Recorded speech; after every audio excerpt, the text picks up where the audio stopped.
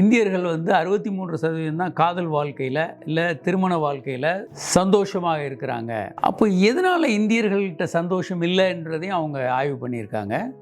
மன அழுத்தத்தோட இந்தியர்கள் வாழ்கிறாங்க. மற்ற நாடுகளை விட இந்த மெக்சிகோ, கொலம்பியா போன்ற நாடுகளை கம்பேர் பண்ணும்போது இந்தியர்கள் பல்வேறு விதமான பொருளாதார ரீதியாக கணவன் மனைவிக்கான தனிமை ரொம்ப குறைவாக இருக்கிறதையும் பார்க்க முடியும். அடுத்து இதனுடைய முடிவாக அவங்க என்ன சொல்கிறாங்கன்னா, காமசூத்ராவை இந்த உலகத்துக்கு நம்ம கொடுத்துருந்தாலும் கூட இன்றைக்கு காதல் வாழ்க்கை அப்படின்னு பார்க்கும்போது நாம் கொஞ்சம் பின்தங்கி தான் இருக்கிறோம்.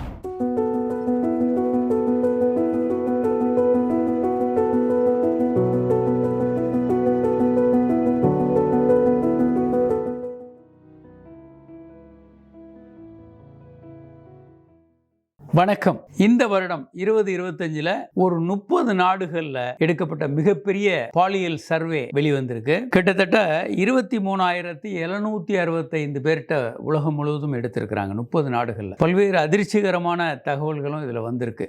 லவ் லைஃப் சாட்டிஸ்ஃபேக்ஷன், காதல் வாழ்க்கை 2025 என்ற இந்த சர்வேல மிகப்பெரிய சர்வே 23,000 பேருக்கு மேலே எடுத்திருக்கிறாங்க.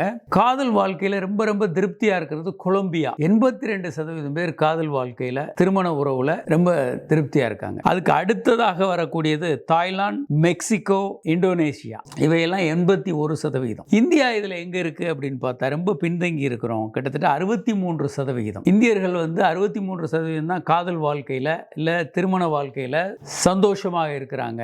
அப்போ எதனால இந்தியர்கள்ட்ட சந்தோஷம் இல்லைன்றதையும் அவங்க ஆய்வு பண்ணியிருக்காங்க. ஒன்று குடும்பங்கள் கூட்டு குடும்பம் நிறைய இருக்கு. அப்போ அவங்களுக்கு காதல் நெருக்கமாக இருக்கிறதுக்கான வாய்ப்புகள் குறைவா இருக்கு.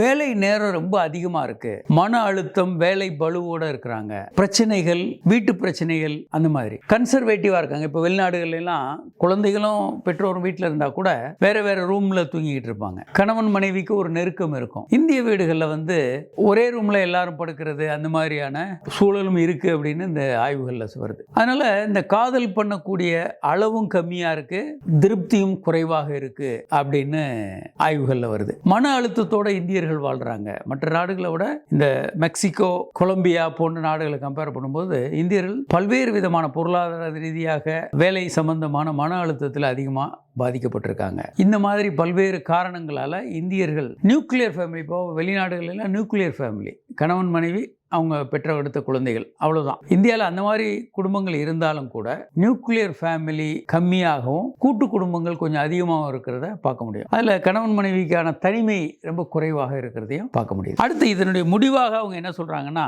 ரொம்ப செக்ஸில் ரொம்ப ரொம்ப சந்தோஷமா இருக்கிறது 57% பேர். அவங்கள மெஜாரிட்டி நல்ல ஹை பெய்டு ஜாப் அல்லது ஒரு அப்பர் கிளாஸ்ல இருக்கிறவங்க. ஓவராலா செக்ஸ் லைஃபையும் தாண்டி திருமண உறவுல சாட்டிஸ்ஃபேக்ஷன் அப்படின்னா 67% பேர். இதுதான் இந்த புதிய ஆய்வு. நமக்கு பல்வேறு விஷயங்களை இது சொல்லுது. ஏன்னா காதல் வாழ்க்கையில நாம் இன்னும் பின்தங்கி தான் இருக்கோம். காமசூத்ராவை இந்த உலகத்துக்கு நம்ம கொடுத்திருந்தாலும் கூட இன்றைக்கு காதல் வாழ்க்கை அப்படின்னு பார்க்கும்போது நாம கொஞ்சம் பின்தங்கி தான் இருக்கிறோம். இதை சரி செய்ய வேண்டும். இன்னும் கூட ஒரு ரொமான்டிக்கான ஒரு அற்புதமான வாழ்க்கையை நாம வாழ முடியும். அதற்கான சூழல், அதற்கான கற்றுக்கொள்ளுதல் ரொம்ப தேவை. இந்த நிலைமையில் ஒரு வாரத்துக்கு 90 மணி நேரம் 80 மணி நேரம் வேலை செய்யணும் அப்படின்னு பேசுகிறவங்களாம் இருக்கிறாங்க. இன்னும் குடும்ப வாழ்க்கையில் செக்ஸ் அண்ட் சாட்டிஸ்ஃபேக்ஷன், உறவில் இருக்க சாட்டிஸ்ஃபேக்ஷன் குறைந்து கொண்டு வர்றதை ரொம்ப சீரியஸாக நம்ம பார்க்க வேண்டிய நேரம் இது. வணக்கம்.